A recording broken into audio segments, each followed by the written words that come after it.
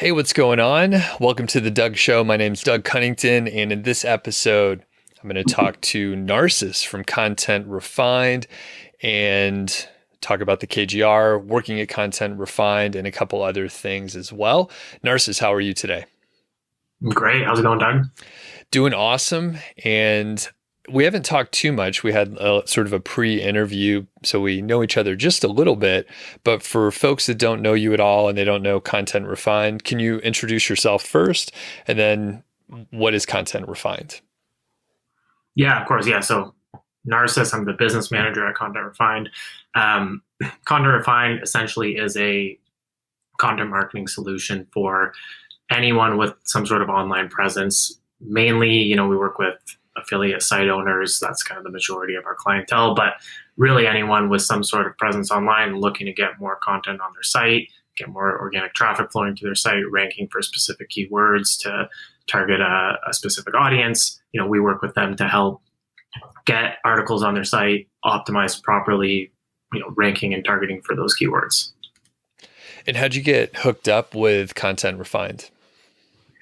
Yeah, so interesting story. So, finished school, went, moved back home, started working for a small nonprofit for a couple of years, which I loved, and it was, great work. But kind of decided to shift out of the nonprofit sector and move into more private stuff. And so, got kind of hooked up, through some people with John, who he's one of our founders, and worked with John for about a year, 2 years on a few other projects that he has going because he always has a ton on the go. And then, Content Refined was kind of a piece of that, of all those projects that he was working on, and kind of got plugged into there doing stuff with Maddie, who was the previous business manager before she went on maternity leave. So worked with her a bit, and then when she went on maternity leave, I kind of got plugged into the business manager role and have kind of taken over that. And now we're working on Maddie is back. We're kind of both working on a few things with Content Refined that are going to be pretty fun. But yeah, that's kind of how the short story of how I got shifted into that role. But I've always been in, call it like operational type project management roles, and fit in well and manage different teams, different sizes of teams. Worked with city council people, town council people, stuff like that. So I've always loved that kind of management side of things, and Content Refined was a great fit in terms of diving into this crazy world of online affiliate sites and all that fun stuff. But then also kind of managing this business and being able to produce results for clients. That's kind of the biggest thing, by managing teams and operations and procedures and stuff like that. So what kind of work were you doing with John initially? And it sounds like, coming from the nonprofit world, you probably didn't do anything related to SEO or affiliate marketing. So what kind of work did you do early on? Yeah, so diving in with John, it was a lot of, so we worked on an ICO called AdBank, which was very heavily like tech related. We were building up an ad platform, so kind of jumped into the online world quickly there, and then had to learn quickly as well. But there was a lot of kind of like, call it like fundraising and logistical stuff involved, which that was kind of my focus. But then also understanding how advertising works just at the core and things like that. And then we kind of, that also led, like once that was built out and we were launching stuff, that also led to a lot of, call it like online content, SEO stuff, developing the website, developing the platform, working with other partners and stuff like that. And so, yeah, I mean, SEO is fairly new to me in terms of, I would say, the majority of people that are out there and like the OGs like yourself, Doug. So it fairly new to me in that sense, but I've been working on it for I would say probably the last 4-ish years, because I think I started with John about 5 years ago now. So yeah, so slowly been working my way into it, and then kind of ramped that up with Content Refined, obviously. But as you and everyone listening knows, SEO is a pretty, always changing ecosystem, and there's always something new to learn. So, which I love about it, and as many challenges as that brings along, I do like that aspect of it. What kind of challenges did you run into when you moved over to Content Refined? And I know there was some, I guess, shuffling around when Maddie went on maternity leave. She's been on the podcast before, so people can go back and listen to those interviews. But yeah, Yeah. just stepping into a different role. Anything, like I said, challenges that you ran into? Yeah, obviously, I think with any change of role or change of pace, there's the kind of challenge of understanding, going from, here's the procedures that I used to do, and then here's the procedures that I now do. So obviously there's that's kind of the basics, but then, being able to, I really love kind of jumping into things and then being able to like lean out a business and create better, more optimized procedures. And so building those procedures out, challenge in itself, but then kind of an extra added layer of challenge with SEO, because SEO is not, there's no one, we all know there's no one answer to everything. There's some great answers out there for specific things, and they work, as we're going to talk about later, but there's a bunch of things. So it's, here's how we currently optimize and here's our procedure. Okay, how can we make that better? Okay, well, we need to dig into different strategies. How do we write our articles? How do we publish? How do we format stuff? Things like that. And that always changes, right? That changes. I mean, every Google update that changes for people. So I think it was that added layer of like optimizing our procedures and internal processes, but at a bit of a different level, because there's so many factors jumping in there with SEO, affiliate sites, optimizing stuff, tons of stuff like that. So Sure. I think that's kind of where that biggest challenge lied for me. And I'll put you on the spot here, so it's okay if you don't have an answer for this, but is there any specific example where you stepped into the new role, you had standard operating procedures, SOPs perhaps in place already, and then you realized, oh, we can do a better job? So is there any specific optimization that you brought once you got up to speed in that role? Yeah. So, I mean, currently, like, it's kind of an ongoing process, but like currently right now we're doing a few procedures where we're trying to just kind of like internally track some stuff better, understanding kind of the true cost per article for us, things like that. So optimizing that stuff. One that comes to mind though, and actually it's probably going to make me look bad, but it didn't end up working out, but it was a good, still kind of good to go through, because we understood where we needed to go with it.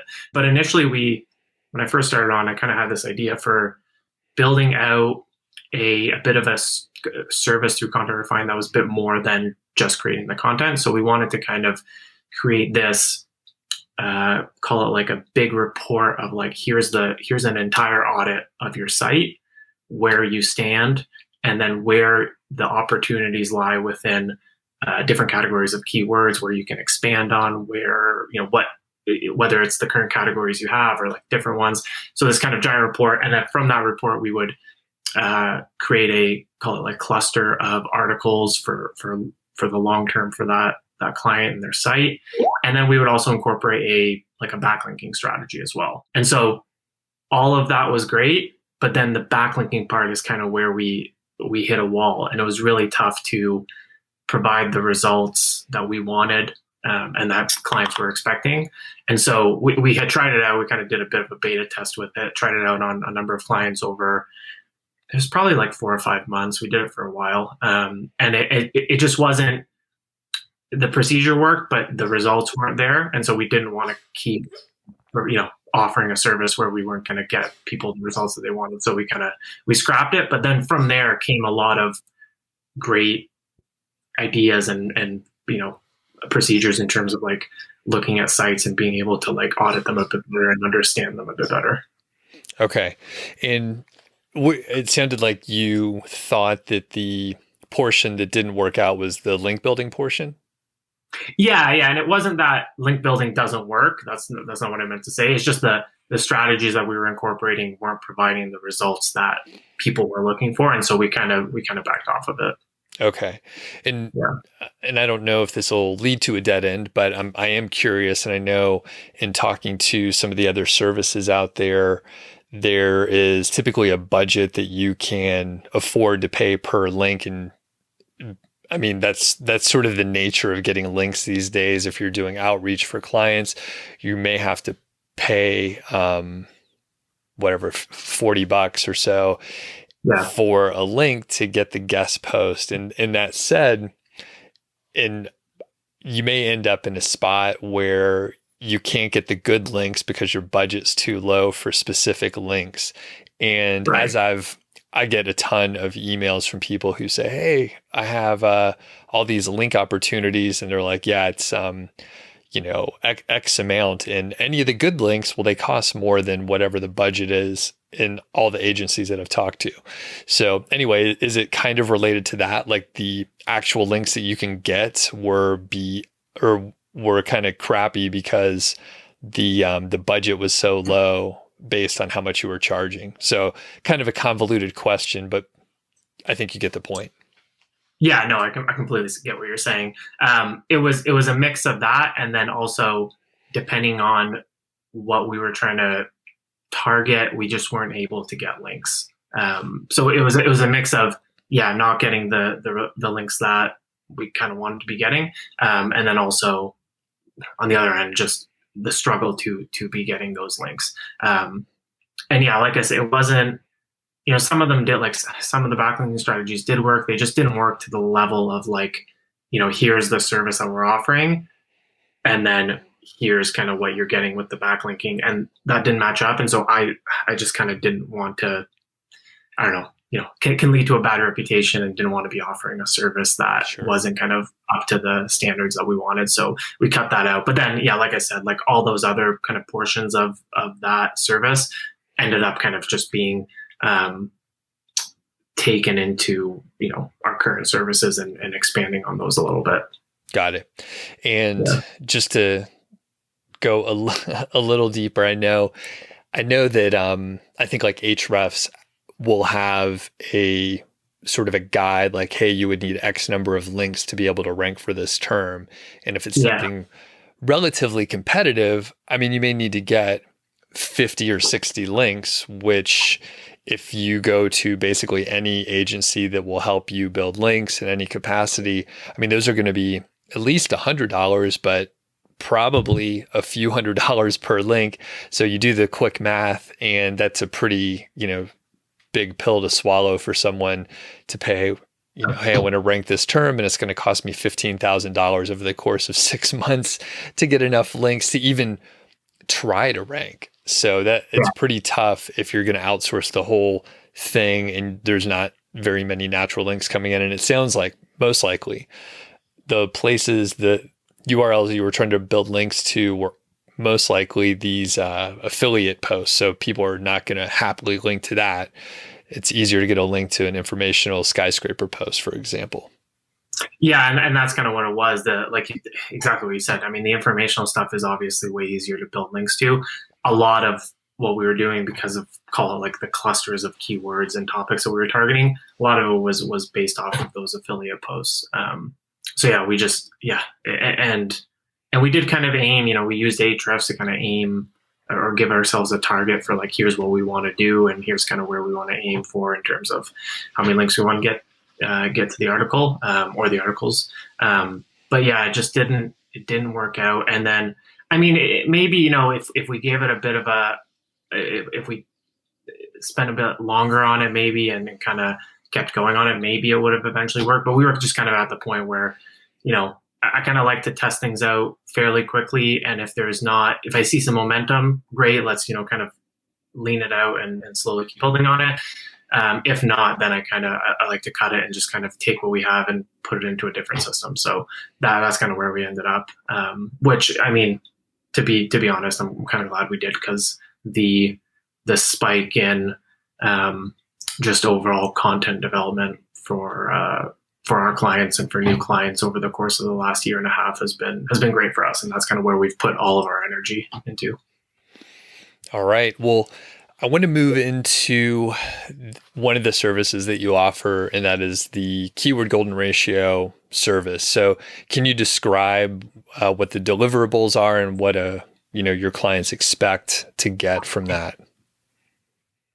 Yeah. So, I mean, in terms of deliverables, very similar to what we offer with a lot of our services. At the core of it, it is content created for your site. So, what we do is we do the keyword research, we create the content, we edit it, we optimize it, and we upload it to your site. Formatted correctly, links, internal links included. If there's any external links that need to be included, include those, all that good stuff. But with the KGR method, obviously the biggest difference is the method that we use for the keyword research. And so, with kind of call it our standard keyword research, it varies, right? Like people always ask me, like, oh, what kind of volume do you look for? What kind of competitiveness do you look for? All this, and there's no one answer because it really depends on the site, the niche, what categories you're targeting, what kind of topics you want to look at, how long your posts want to be. Like there's a dozen factors there. And so, all of those go into the keyword research process. But at the end of the day, we try and find keywords that are low hanging fruit for the people that we work with.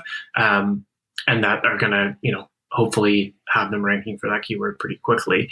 Again, that depends on the site. Some sites want more competitive keywords because they are, have a higher authority. They are more competitive.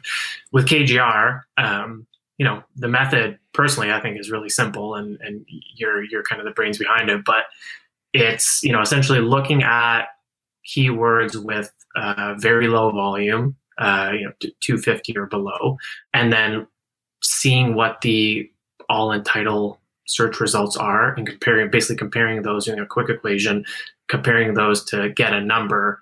And then if that number is below a certain threshold, 0.25, that's a good keyword to target. And I really like it because when I have a lot of clients with new sites come to me and they want to just kind of, get the ball rolling, kind of get out of that sandbox, get indexed, and then, move from there. And as you and most of your audience know, once you get the ball rolling with the site, it really does keep rolling as long as you stay consistent with it. So I love KGR for new sites like that because it really helps people kind of just like build up that momentum and then they can kind of go with it. I also like it because it can help you kind of separate into a new category of topics for your site, right? If you have a good site with a decent authority, decent traffic, but you kind of want to maybe start delving into a bit of a different topic or a different set of topics, it can be that it's a great like kick in the butt for keywords and rankings, right? Like it gets you ranking quickly. They are very specific depending on the niche, but those specific terms can garner really great traffic.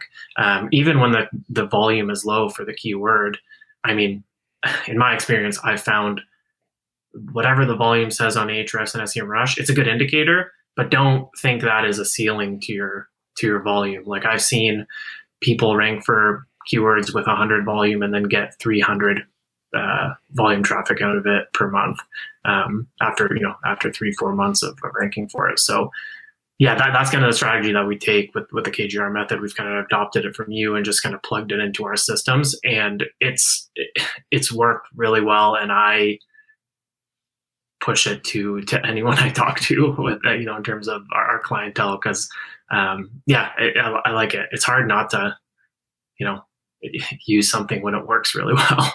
Awesome. And to your point of the search volumes not really being an indicator on the traffic that you might get. Yeah. I found something on one of my sites recently where it's actually the highest trafficked page and I'm not actually ranking for the term that I'm targeting. And it's ranking for a bunch of other long tail keywords that I think they get 0 search volume is the estimate, but obviously like people are searching for some related long tail. So I'm not ranking for the main term. The main term only has 10 or 15 searches per month or something like that. Yeah. And if you if you looked at my site and you looked at that specific URL on SEMrush or Ahrefs, it would look like it's getting no traffic, even though it's getting the most traffic on the site. So it's really strange, and it's not even that long. It's only about 1,000 words or so. So it's a really Oh, strange kind of anomaly. And I look at the data trying to, figure out how to replicate it or do it again. And I'm not 100% sure. It's just one of those things where everything sort of came together. And like you said, there's so many variables involved that yeah. it's hard to figure out which one to look at closer and, look at all the other pages on the site that aren't doing that. So yeah, I don't know what to do, but it's cool when it works out like that. Yeah, great when it works out, and then even when it's like one of those where you have no idea what's going on. I mean, good feeling, and then it's kind of fun to dig into it, right? Like even if you can't get the answer, it's kind of fun to dig into and be like, okay, like what did I do right here, and then how can I replicate it for every other post or whatever you kind of want to do with your site. But no, that yeah, Right. that's interesting. So, do you have any tips for finding the KGR term? So, that's a super common question. Maybe you could walk us through the process or any checklist or how you start filtering to get to the KGR terms. Yeah, I would say that's probably the toughest part of the whole process. Obviously, I mean, which is probably keyword research is probably the toughest part of most content development processes because if you don't know what you're looking for, you're kind of looking for more general broad topics, it can be tough to narrow it down. So I think first thing you do is you want to try and narrow it down as much as possible. Personally, what I like to do is you use tools like SEMrush and Ahrefs if you have it. If not, the old fashioned way of Google searching always works as well, but obviously can be tougher. What I like to do is I'll use a tool like Ahrefs or SEMrush and try and find clusters of keywords related to whatever category of topic I'm diving into, and then I'll try and narrow it down by search volume, obviously, because we want to keep that search volume around 250 or below. So that kind of helps narrow it down as well. And then I'll take that cluster of keywords, maybe toss them in a spreadsheet or something like that, kind of analyze them, see what the total volume is and all that. Figure out which ones I actually want to be or want to try and rank for, because you might be looking at specific categories of topics and then they just might be completely outside of your niche. So narrow them down through that, and then really from there, hopefully by then you have a, call it, smaller list that's not going to be super overwhelming or time consuming to plug into an all-in title search. But from that list, maybe you have like 10, 15, 20 keywords, start plugging them into Google, doing the all-in title search, figure out what the total all-in title search is, toss them in a spreadsheet, do the quick equation, divide it by the volume. And once you've done it for all of them, see what the results are, and then focus on the ones that have that KGR score of 0.25 or less. Yeah, I think that's probably the best approach. It's all with keyword. I always say this, but like keyword research to me is just like a very manual approach. There's like KGR, there's some really great strategies out there to incorporate, but at the end of the day, it's just taking the time to like manually dig into it and see what's out there. And it takes more time, but it'll save you time in the long run, save you effort in the long run, because you'll be ranking for some good keywords within your niche. Yeah.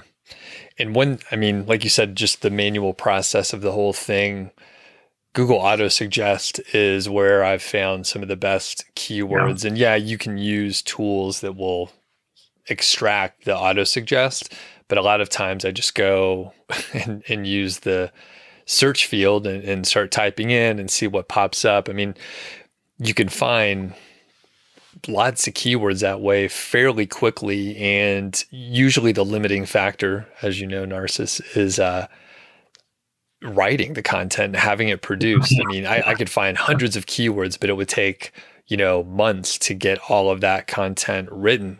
So really finding the keywords is, while time consuming, manual, it's fairly easy to find more keywords than you can possibly use, especially if you have the sophisticated tools where you can get thousands of keywords from competitors, filter, and then, you have, like I said, more keywords than you can use just in general. So, all right, fairly straightforward in finding the keywords. I'm going to re-ask because a lot of people get stuck sometimes. So if people are having trouble finding KGR terms, do you have any tips? And I stole one of the best ones, which is the auto suggest. So if you have any others, you can mention. If not, we can launch into another area. Yeah, I mean, I think I'm big on the tools, so I really like Ahrefs and SEMrush. There's if you use Ahrefs, it has kind of the similar auto suggest feature where it finds similar related terms based on a specific keyword. SEMrush does the same thing. Those I find, I mean, I know those are paid tools, but if you're really serious about it, and then you can afford I mean, even a month membership to one of those will you can probably get enough keywords for a lifetime. So yeah, that's kind of I like I think it's like I forget what the exact field is in Ahrefs and SEMrush, but I think SEMrush it's the keyword magic tool. Basically, you put in call it like the core keyword that you want to be looking for, and then it'll provide a bunch of suggestions, and then from there you can narrow it down, right? Like you can, if you want how-to articles, you can add, include the phrase how or how to. If you want question articles, you can find those. I'd say that. And then the other thing, and this is what I love about keyword research, is like if you can use kind of one, call it like core term to find a bunch of keywords, but then each of those keywords you can use as a core term to find more keywords. They're not always going to generate as much results, but if you find, if you type in apples and you get how to pick apples, you can take how to pick apples and put that in, and then see what kind of other even longer tail keywords are developed from there. So that's kind of what I love. There's a ton of different layers that you can kind of dive into. Yeah, it's very recursive, and it could be messy, and it'll take you in another direction. And I've Yeah. definitely looked up and 2 hours went by, and I'm, starting to look at the backlinks for some random site. I'm like, oh, how is this site ranking? There's so much data in those tools Yeah. that you can go down the rabbit hole. So, Yeah. I think we've all gone down the rabbit hole at some point. so working with clients, you've been able to see what works really well. Maybe sometimes where the KGR or other strategies don't work as well. So, can you tell us some of your observations? And these can be sort of broad if you're not able to think of anything specific. But I know I see sometimes people have trouble with the keyword golden ratio, and they say, "Hey, I found these keywords. I published 30 articles." Um, they're not ranking that well. So yeah, do you have some observations, especially, working with different clients, different sites, different authority and strategies in general? So I'll leave it kind of open and let you tell us what you've seen. Yeah, for sure. So, I mean, on the positive side, when I've seen it work, it works really well. We've seen it with, I mean, we've worked with a number of clients, or we've incorporated the KGR method with a number of clients, and it's worked extremely well.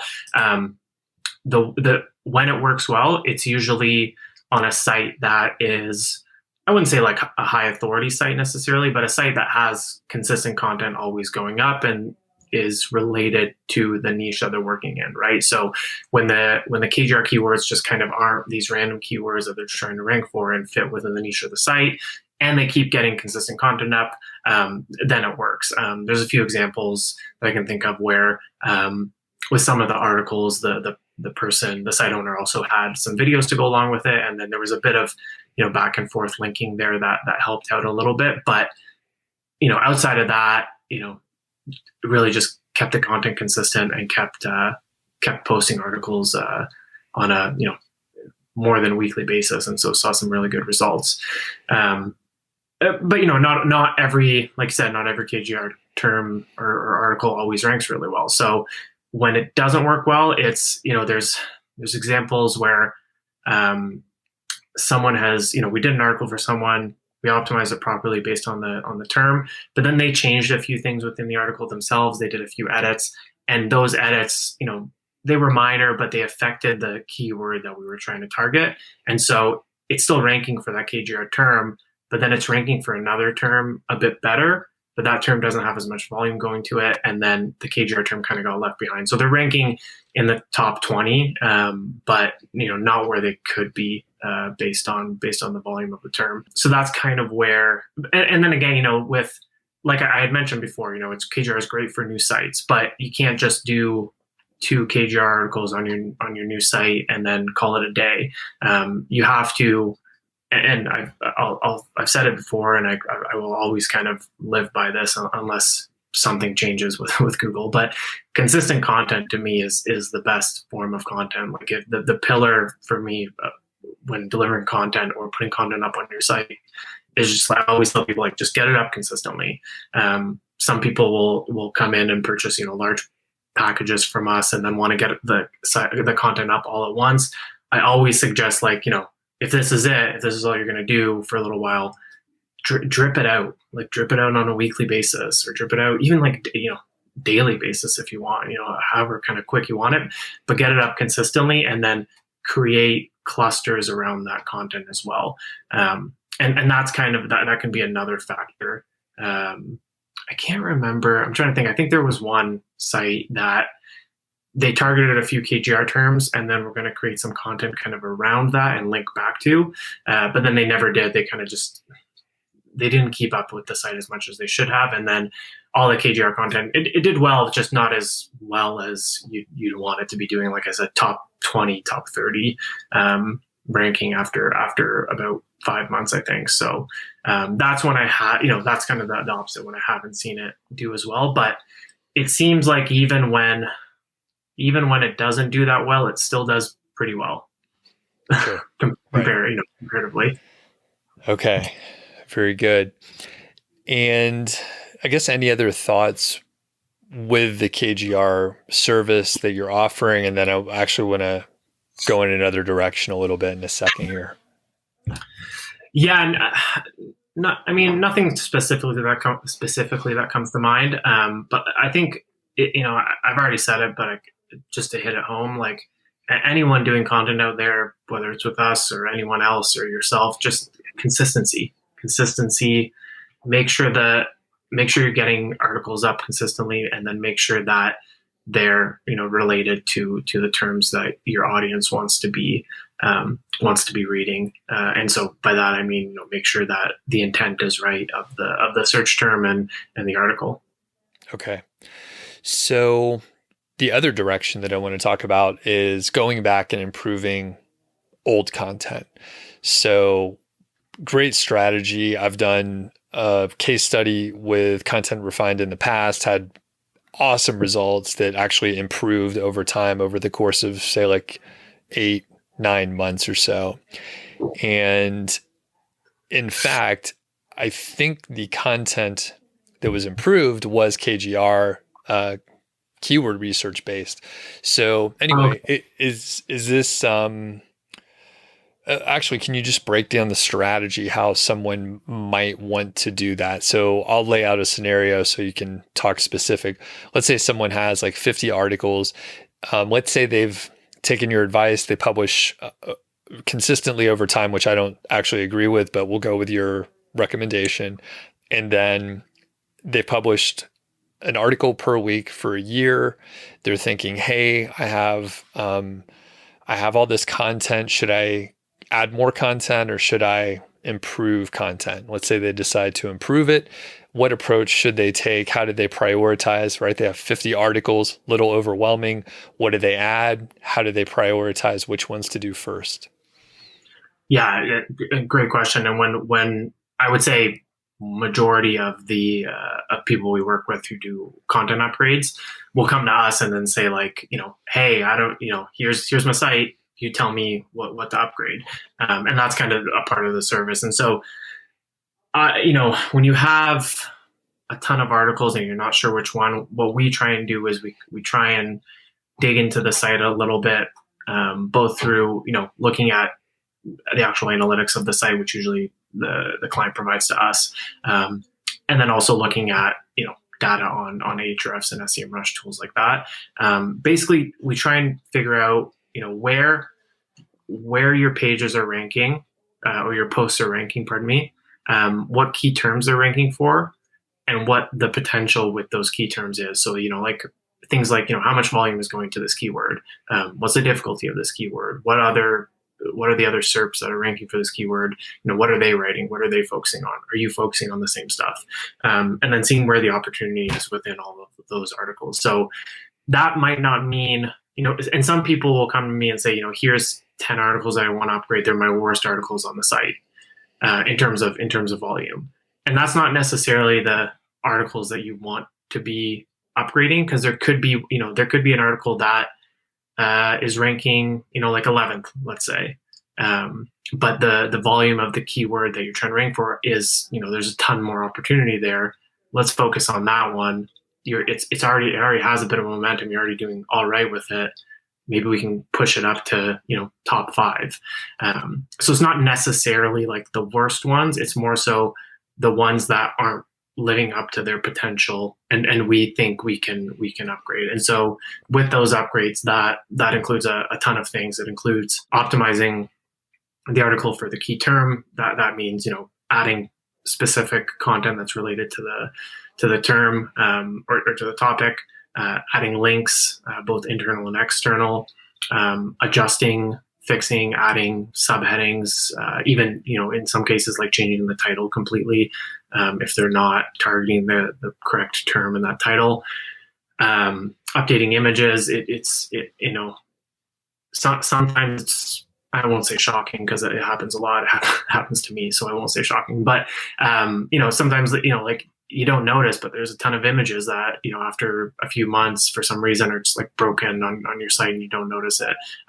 Broken in internal and external links, product linking. That's a big one for people, right? Especially if you have like a best of guide style article, and then you notice that half your products to Amazon aren't working anymore. Maybe the product's out of stock. Maybe it's not available anymore. And you have an article with half your links that, aren't converting to anything. So that's a big thing as well.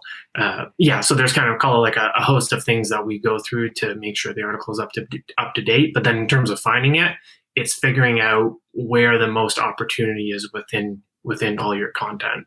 And sometimes, people will come to me and give me an article that they posted less than a month ago and say, oh, this, it's not where I want it to be, upgrade it. And sometimes I'll just say, maybe it seems like a good article. I don't see too much wrong with it. Let's just leave it, because it's still pretty fresh. A lot of the content that we upgrade is, like, I would say, a year or more old, usually older, and it needs to be updated, whether it's the products that need to be updated, the subheadings, maybe the original keyword that they were ranking for is now a lot more competitive, and we kind of need to examine what the other SERPs are doing and what kind of content needs to be included. Got it. Okay. And just to restate, one of the early points, really important. So if someone has, say, a handful of articles that are doing the worst, right? They're ranking the worst. It's just not working out. You don't recommend that that's where they spend their time, right? Not necessarily. No, I wouldn't say that's the key to the answer there. It might be, maybe those worst articles, like, maybe we do need to really upgrade those because there's a lot of potential, but it's not the final answer necessarily. There's a bit more digging that I like to do before we figure out which articles we want to work on. Okay, cool. And I mean, I agree with that completely. I often will go to, like, whatever's ranking in the top 10, even if it's ranking awesome already. Like, hey, Google already likes that page. It already has links. There's good momentum. Like, why not add, say, FAQs or some other long tails in there if they're relevant to the topic? So there's a good chance if you do that, you're going to get a really good return quickly, because Google is already favoring that page. So it's counterintuitive. And I mean, another way to look at it is, all right, you have something ranking 8th and you have something ranking 28th. If you can improve each one of those by 5 positions by doing the same effort, well, one of them is going to be in the top 3, and one of them is still not going to be getting any traffic. So you may as well spend time where you're going to get a return a little bit better. So Yeah, and that's it. I mean, you said it better than me, but that's exactly what I try and do. And I give people the analogy of like, if you're a good runner, go be the best runner. Don't try and be a okay biker. You know what I mean? Like just go like see what you're good at and then go like kill it. You know what I Right. mean? Like just go kill it. And yeah, that's a great point of moving up, where you're gonna see more results. Yeah. And I know it's not linear like that, but yeah, people get the Yeah. idea. If you're going to put some effort in, you're probably going to get a better return in the thing that is you're already good at, like running, or some post that's already ranking pretty well. So Yeah. Yeah. very good. Any other thoughts on the content upgrade service, or if people were, if they want to do it themselves, any other tips or tricks?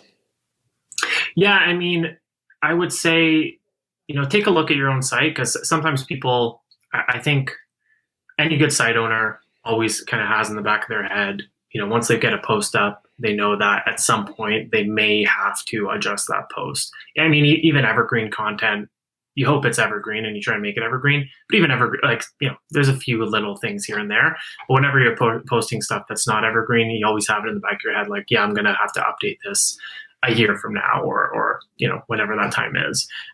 So keep an eye on your site, and then if you ever, I mean, if you're ever looking for some like a second opinion, we do like our site audits for free. So if you're interested, you know jump on our site, give me a call. I'm more than happy to kind of go through a site with you, just free of charge, and give you my thoughts on it.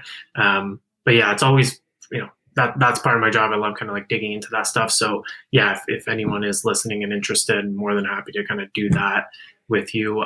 But yeah, just, I mean, keeping an eye on your site, because I think a lot of older posts get forgotten about. And yeah, just staying on top of it and then figuring out which ones you want to upgrade, if any, is pretty important. Very good. Well, I think we're going to wrap it up here. Any, I guess, parting thoughts in general? Of course, we'll put links and everything so folks can get back over to Content Refined. Yeah, any other thoughts, Narcissus? Yeah, I mean, I'm definitely going to plug myself here a little bit, but like I said, if you're interested in our content or just need to, if you just have a site and you want to like chat about it and get my thoughts on it, more than happy to hop over to our site contentrefine.com, book a call with me, free of charge. I'm more than happy to kind of dig into stuff with anyone, and I love doing that stuff. So more than happy to do it, and figure out if there's any content needs, whether it's new content upgrades, anything like that, keyword research. Yeah, I'm definitely very open to digging into your site with you. Yeah, and that's probably it. Awesome. Well, I'm glad you mentioned that because I actually have a site that I'm going to have you look at and give me some recommendations.